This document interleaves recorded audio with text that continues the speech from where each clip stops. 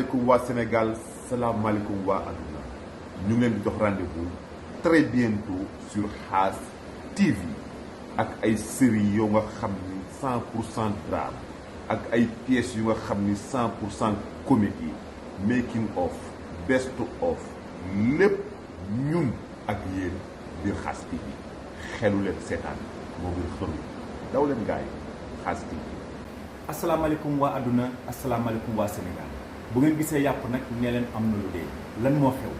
képp ku namm Soleil Levant képp ku namm Cheikhouna ak ay bagaasam ak ay salañ-salañam xaar ko si Khass TV ñu leen di indil série yu doy waar drame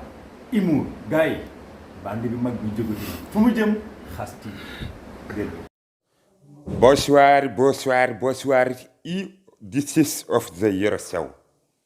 bu ngeen koolee ni ma toogee nii civilisé dafa am nouvelle boo xamante ni bii nii nouvelle bu nekk boo xam ne ni dama leen koy jox muy seetaan ngeen koor gi mu fàtta taraj di ñu jóge ci koor bi nag ba tey ak Khass TV ñu indil leen série bi nga xamante ni bii nii dëkkandoo la wax de kër location la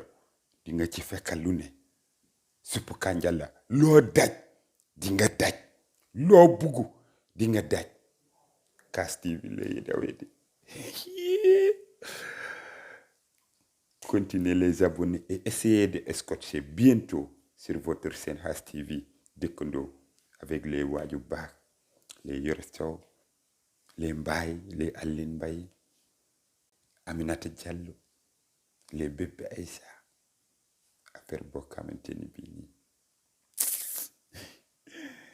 Sénégalais da ngeen di jotaat seen comédie internationale bi ngeen ñàkkoon au l'état yi série yi ñëw dindil leen nii non day ñëwaat direct ak Khass TV non loolu biti la fanaan am na kuy karan fii moom du bugg karan